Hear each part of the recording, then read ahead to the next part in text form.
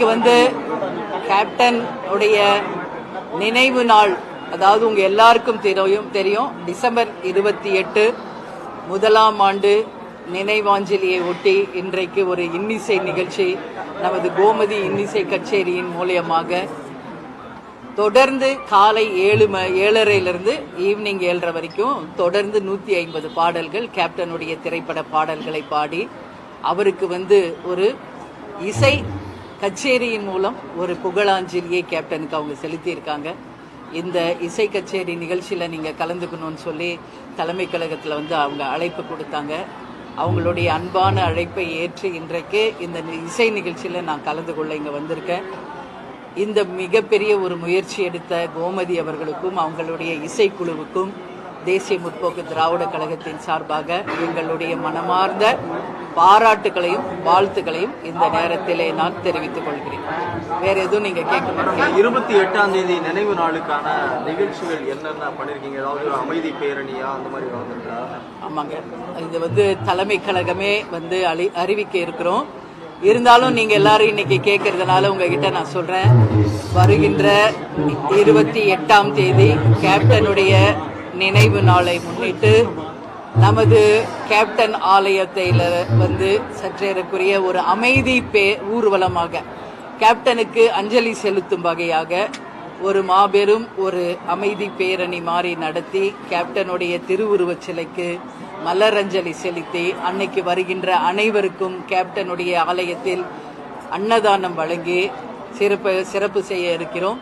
அன்றைக்கு பத்திரிகை நண்பர்களாகிய நீங்கள் அனைவருமே கலந்து கொள்ள வேண்டும் என்று என்னுடைய அன்பான உங்களுக்கு அனைவருக்கும் அழைப்பதில் தர தலைமை கழகத்தின் மூலமும் உங்களுக்கு முறையான அழைப்பு வரும் என்பதை இந்த நேரத்தை தெரிவிச்சுக்கிறேன்.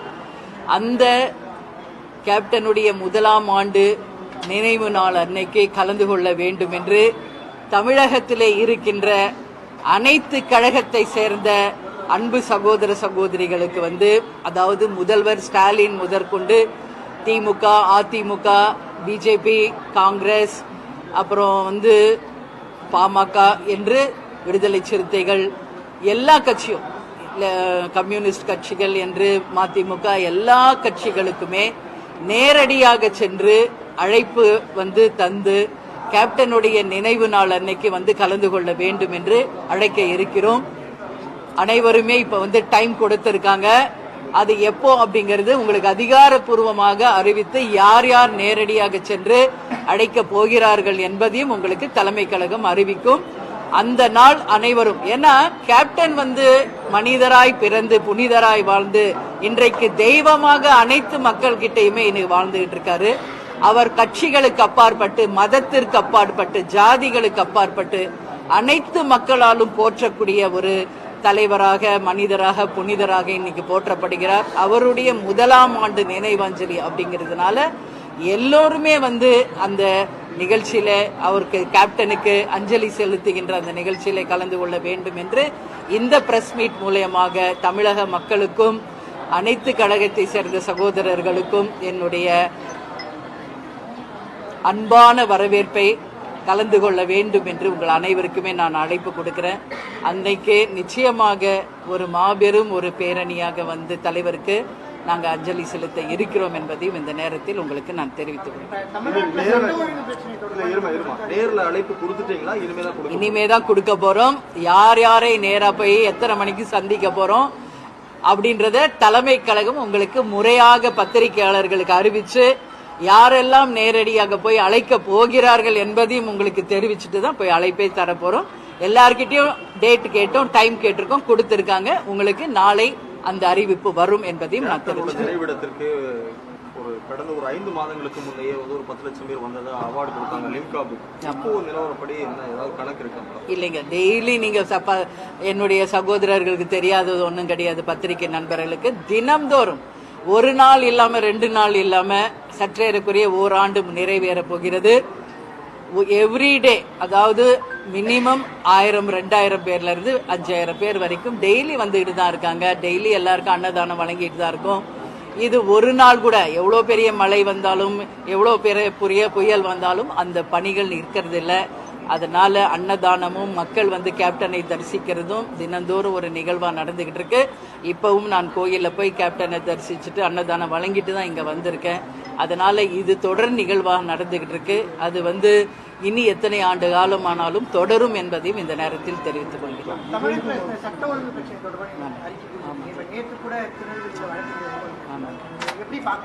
இல்ல, இது மிகவும் நான் வந்து கவலைக்குரிய ஒரு விஷயமா நான் பார்க்கிறேன். ஏன்னா தொடர்ந்து நூற்றுக்கணக்கான பேர், ஆயிரக்கணக்கான பேர் படுகொலைகள் என்பது சர்வசாதாரணமாயிருச்சு. இப்ப தமிழ்நாட்டில் சட்டம் ஒழுங்கு மிகப்பெரிய ஒரு கேள்விக்குறியா போயிட்டு, அதுவும் எங்க வெட்டுறாங்க, நீதிமன்ற வளாகத்திலேயே வெட்டுறாங்க. அப்போ அங்கேயே இந்த மாதிரி படுகொலைகள் நடக்குதுன்னா அப்ப சாதாரண மக்களுக்கு என்ன பாதுகாப்பு இருக்குது அப்படின்றது இன்னைக்கு தமிழகம் முழுவதுமே ஒரு மிகப்பெரிய அச்சுறுத்தலை உருவாக்கி இருக்கிறது. அதுக்காக தான் நேற்று அறிக்கை கொடுத்திருந்தோம். இன்னைக்கு அப்படியே என்ன சொல்லுவாங்க, கொத்து கொத்தாக கொலையாக வந்து கொலை நடக்கிறது மாதிரி ஒரு நிகழ்வுகள் தமிழகம் முழுவதும் நடந்து கொண்டிருக்கிறது. நமது முதலமைச்சர் ஸ்டாலின் அவர்கள் தான் காவல்துறையை தன் கையில வச்சிருக்காரு. நிச்சயமாக இரும்பு கரம் கொண்டு சட்டம் ஒழுங்கை அவர் வந்து இன்னும் மேலும் ஸ்ட்ராங் பண்ணி இது மாதிரி படுகொலைகள் நடக்காம காப்பாற்ற வேண்டியது நமது தமிழக முதல்வரின் கடமை என்பதை இந்த நேரத்தில் தெரிவிச்சோம். சொல்லிட்டேன், நான் ஏற்கனவே அறிக்கை கொடுத்துட்டேன். சட்டமேதை, நமது இந்தியாவுக்கே கான்ஸ்டிடியூஷனை எழுதினவர், சட்டத்தை இயற்றியவர், அனைவராலும் போற்றக்கூடிய ஒரு தலைவர். அவரை போல ஒரு பார்லிமெண்ட்ல அதுவும் ஒரு மூத்த அமைச்சர் வந்து அவரை பத்தி பேசுறது ஒரு ஃபேஷன் ஆயிடுச்சு அப்படின்னு சொல்றது நிச்சயமாக யாராலுமே ஏற்றுக்கொள்ள முடியாது. இது கண்டனத்துக்குரிய விஷயம். அதனால அவர் சொன்ன அந்த வார்த்தைகளை திரும்ப பெற வேண்டும். நிச்சயமாக அவர் வந்து அதுக்காக வருத்தம் தெரிவிக்க வேண்டும் என்பதை தேசிய முற்போக்கு திராவிட கழகத்தின் சார்பாக நான் ஏற்கனவே அறிக்கையில் கொடுத்திருக்கிறேன். மீண்டும் அதை நான் வலியுறுத்துகிறேன். அது தவறான ஒரு விஷயம். அவங்க எல்லாம் வாழ்ந்து சரித்திரத்தை செய்துட்டு போன தலைவர்கள். அவர்களை பற்றி இங்க யாரும் பேசுவதற்கு யாருக்குமே தார்மீக உரிமை கிடையாது. எனவே இது மாதிரி இனிமேல் தலைவர்களை பற்றி அவதூறு பேசுவது எந்த கட்சியா இருந்தாலும் யாராக இருந்தாலும் நிச்சயமாக அது கண்டிக்கக்கூடிய ஒரு விஷயம். 2026ஆம் ஆண்டு ஆமா, நேற்று அண்ணாமலை கைது செய்யப்பட்டிருக்கிறார். இஸ்லாமிய சகோதரருடைய மரணத்தை வந்து அவங்க வந்து ஒரு எதிர்த்து அவங்க ஒரு ஆர்ப்பாட்டம் நடத்தி அதுல வந்து அவர் பேசிய பேச்சுக்கள் வந்து சட்டத்துக்கு புறம்பாக இருக்கிறது என்பதை கைது செய்திருக்காங்க. எனவே சட்டம் தன் கடமையை செய்யும். இதுல யாரும் விதிவிலக்கு கிடையாது என்பதுதான் கேப்டன் எப்பொழுதுமே சொல்வாரு. அதனால சட்டம் தன் கடமையை செய்து தவறு செஞ்சா நிச்சயம் அதுக்கான பலனை யாரா இருந்தாலும் அனுபவிச்சு ஆகணும். அதனால அவர் பேசின பேச்சுக்கு கைது பண்ணியிருக்காங்க. அது வந்து ஒண்ணும் இல்ல, அது சட்டம் தன் கடமையை செய்கிறது என்பதை நான் எடுத்துக்கிறேன். 26ல தமிழகத்துல கூட்டணி ஆட்சிக்கு வாய்ப்பு இருக்கா? கூட்டணி ஆட்சி வரும்னு சொல்றாங்க. இல்ல, ஏற்கனவே வந்து இந்த 5 முனை போட்டியெல்லாம் பல அரசியல் நம்ம தேர்தல்கள் எல்லாம் பார்த்தனதுதான். அதிமுக, திமுக, அதே மாதிரி மக்கள் நல கூட்டணி என்று சீமான் அவர்கள் ஒரு கட்சி, இப்ப புதுசா விஜய் அவர்கள் வந்திருக்காங்க. அதை வச்சு 5 முனை போட்டி அப்படின்னு சொல்றாங்க. நம்ம பொறுத்திருந்து பார்ப்போம். இன்னும் ஓராண்டு காலம் இருக்கிறது. நிச்சயமாக அரசியலை பொறுத்தவரை நாளை என்பதே மிகவும் நீண்ட நாள் அப்படின்ற மாதிரி ஒரு விஷயம் இருக்கு. இன்னும் ஓராண்டு காலம் இருக்கிறது. இன்னும் பல விஷயங்கள் இங்க நடக்க இருக்கிறது. பலவித மாற்றங்கள் இங்க நடக்க இருக்கிறது. யார் யாருடன் கூட்டணி, யார் ஃபைனலா எந்த கூட்டணி வந்து ஒன்னா கூட்டணி அமைச்சு தேர்தல் களத்திற்கு வருகிறார்கள் என்பதை எல்லாம் இந்த நேரத்தில் பேசுவது ரொம்ப ரொம்ப ஏர்லி. நிச்சயமாக நாம பொறுத்திருப்போம். 2026 தேர்தலுக்கு ஒரு 6 மாசத்திற்கு முன்பா இந்த கூட்டணிகள் எல்லாம் முடிவாகும். அப்பொழுது அதற்கான உண்மையான கரெக்டான ஒரு பதிலை உங்களுக்கு நான் சொல்றேன். கூட்டணி ஆட்சிக்கான வாய்ப்பு இருக்கா? தமிழ்நாட்டில் கூட்டணி ஆட்சிக்கான வாய்ப்பு இருக்கா? கண்டிப்பாக. இங்க வந்து கூட்டணி இல்லாமல் யாரும் இனிமேல் தனியாக ஒரு கட்சி தேர்தலில் நின்று ஜெயித்து ஆட்சியை பிடிக்க முடியும் என்பது அது எந்த கட்சிக்குமே சாத்தியம் கிடையாது என்பதுதான் உண்மை. அதுதான் இங்க பல ஆண்டுகளாக நடந்து கொண்டிருக்கிறது. அதனால இனி வருங்காலங்களில் இன்னும் போட்டிகள் அதிகமாக கூட்டணி ஆட்சி என்பதுதான் இனி வருங்காலத்தில் நடக்கும் என்பதில் என்னைக்கும் தேசிய முற்போக்கு திராவிட கழகத்திற்கும் மாற்று கருத்து இல்லை. அரசியல் களத்துல பெண் தலைமையா இப்ப நீங்க தான் வந்து ஈஸ்வரிங்க மக்களோட இந்த விஷயம் வந்து கண்டிப்பாக இன்னைக்கு வந்து நான் மட்டும் இல்லை, நிறைய பெண்கள் இன்னைக்கு வந்து அரசியலுக்கு வரணும்னு சொல்லி நான் விரும்புறேன். ஏன்னா இன்னைக்கு பெண்களால செய்ய முடியாத சாதனைகள் எதுவுமே கிடையாது, எல்லாமே பெண்களால முடியும்.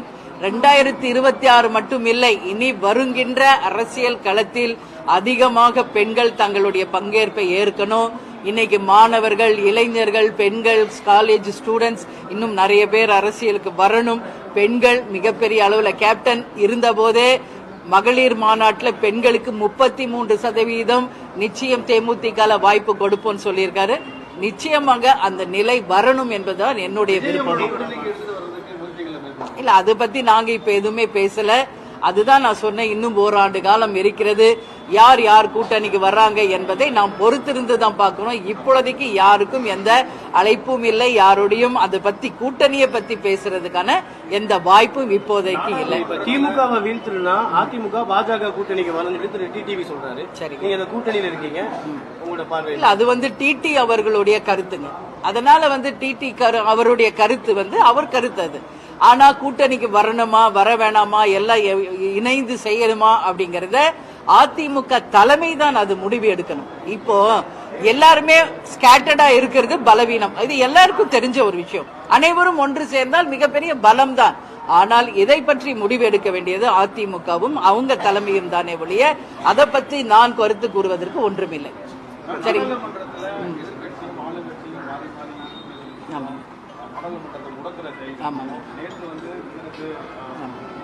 பார்த்தேன், எல்லாமே பார்த்தேன்.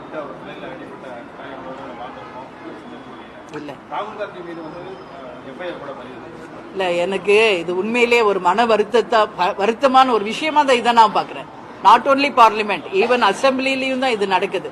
ஒவ்வொரு அசம்பிளியும் சரி, ஒரு பார்லிமெண்ட்டும் நடக்கிறது மக்களுடைய வரிப்பணத்துல, யாருடைய காசும் கிடையாது. மக்கள் செலுத்தும் வரி பணத்துல தான் இங்க தினம்தோறும் அசம்பிளி ஆகட்டும், பார்லிமெண்ட் ஆகட்டும், செஷன்ஸ் நடக்குது. ஆனால் அங்க மக்களுக்குரிய திட்டங்களையோ மக்களுக்கான விஷயங்களையோ பேசுவதற்கு பதில் ரெண்டு கட்சிகளும் மாறி மாறி குற்றம் சொல்வதிலும், ரெண்டு கட்சிகளும் மாறி மாறி தாக்கிக் கொள்வதிலும் வேஸ்டா வந்து டைம் தான் விரயமாகிக்கிட்டு இருக்கிறதே ஒழிய மக்கள் வரி பணம் தான் வீணாகிறதே ஒழிய இது நாட்டுக்கோ மக்களுக்கோ எந்த வகையில பயனளிக்கிறது என்பதை என் மனசுல தோன்ற ஒரு விஷயம். இன்னைக்கு வந்து பாஜகவினர் காங்கிரஸை தாக்குவதும், காங்கிரஸ்காரங்க பாஜகவை தாக்குவதும் இது ஆரோக்கியமான ஒரு அரசியலாக நான் பார்க்கல. பார்லிமெண்ட் அப்படிங்கிறது உலகமே திரும்பி பார்க்கக்கூடிய ஒரு முக்கியமான இடம். இந்தியாவினுடைய மிக முக்கியமான ஒரு இடத்துல இன்னைக்கு கட்சிகள் ஒருத்தருக்கு ஒருத்தர் மோதி கொள்வது இது நல்ல ஆரோக்கியமான அரசியல் கிடையாது. பார்லிமெண்ட்ல மக்களுக்கான செயல் திட்டங்களை பற்றி பேசுங்கள். இந்த நாட்டை வல்லரசாக்குவதற்கு என்ன இருக்கோ அதை செயல்படுத்தினால் தேமுதிக வரவேற்கும். அதேதான் இங்க அசம்பிளிலையும் நடக்குது, நம்ம தமிழ்நாடுலயும் இதுதான் நடக்குது. அதனால இது வரவேற்கக்கூடிய ஒரு விஷயம் இல்ல. அதனால இனி வருங்காலங்களில் நிச்சயமா ஒரு ஆரோக்கியமான ஒரு போட்டி இருக்கணும்னு நான் விரும்புறேன். ஈரோடு இடைத்தேர்தல் இன்னும் அறிவிக்கப்படவில்லை, தேதி அறிவிக்கட்டும், அப்போதுதான் யார் போட்டியிடுகிறார்கள் என்பதை நாம வந்து அறிவிக்க முடியும். தேதி அறிவித்த பிறகு இதற்கான பதிலை உங்களுக்கு நான் சொல்கிறேன். அரசியல் தட்பவெட்பம் இப்ப வந்து தமிழ்நாடு முழுக்க எல்லா இடத்துலயும் மழை பெய்து தமிழ்நாடு இன்னைக்கு வந்து சேரும் சகதியுமா இருக்கிற மாதிரி தான் அரசியல் களமும் சேரும் சகதியுமாக இருக்கு. அதனால இங்க வேற ஒண்ணும் இங்க சொல்வதற்கு இல்லை. தமிழ்நாடு முழுக்க மழை பாதித்த இடங்களுக்கு நான் நேரடியாக சென்று வந்திருக்கிறேன். தமிழகம் முழுவதும் பை ரோடு நான் டிராவல் பண்ணிக்கிட்டு இருக்கேன். பத்திரிகையாளர்களாக உங்களுக்கு தெரியும் நம்மளுடைய சாலை அமைப்பு எப்படி இன்னைக்கு இருக்கு, கிராமங்கள் எப்படி இருக்கு. இன்னைக்கு சேரும் சகதியிலும் நமது விவசாயிகளும் மக்களும் எந்த அளவு கஷ்டப்படுறாங்க என்பது உங்களுக்கே தெரியும். அதனால இங்க இன்னும் போற்றுவதற்குரியோ தமிழ்நாட்டில் தேனாரும் பாலாரும் ஓடுதுன்னு சொல்ற மாதிரி எதுவுமே கிடையாது. நிச்சயமாக எப்படி மக்கள் சேரும் சகதியிலும் அவஸ்தப்படுறாங்களோ அதுதான் இன்னைக்கு தமிழகத்தின் நிலைப்பாடு என்பதை நான் உறுதியாக தெரிவித்துக் கொள்கிறேன்.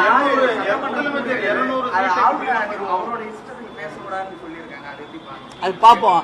இது வந்து ஒரு தொடர் நிகழ்ச்சி. ஆளுநர் வருவதும் இவங்க எதிர்ப்பு தெரிவிக்கிறதும் அவர் கோச்சிக்கிட்டு வெளியே போறதும் நம்ம தொடர்ந்து பார்த்துக்கிட்டு தான் இருக்கோம். அதனால பார்ப்போம் ஜனவரி 6 என்ன நடக்கிறது என்பதை. ஆனால் அசம்பிளி ஆகட்டும் பார்லிமெண்ட் ஆகட்டும் அது மக்களுக்கு ஒரு நல்ல ஒரு விஷயங்களை பதிய வைக்கக்கூடிய இடமாக இருக்கணும்னு மட்டும் இந்த நேரத்தில் நான் சொல்றேன்.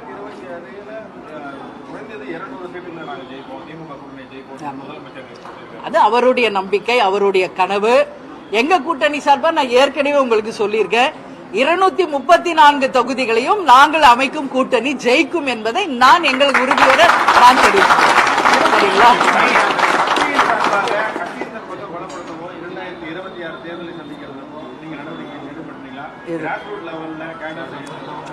எல்லாமே எல்லா கட்சிகளும் அவங்க கட்சி சார்பாக தேர்தலுக்கு தயாராகிக்கிட்டு தான் இருக்காங்க. இப்போ நீங்க இந்த விஷயம் கேட்கல, உள்ளாட்சி தேர்தலுக்கே இன்னைக்கு எல்லா கட்சியுமே தேர்தல்ல போட்டியிட ரெடியா இருக்காங்க.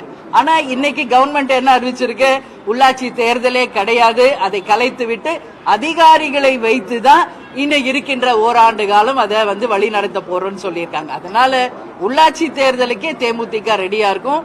எனவே 2026க்கு இப்பொழுதிருந்தே நாங்கள் தயாராக இருக்கிறோம் என்பதையும் இந்த நேரத்தில் உங்களுக்கு தெரிவித்துக் கொள்கிறேன்.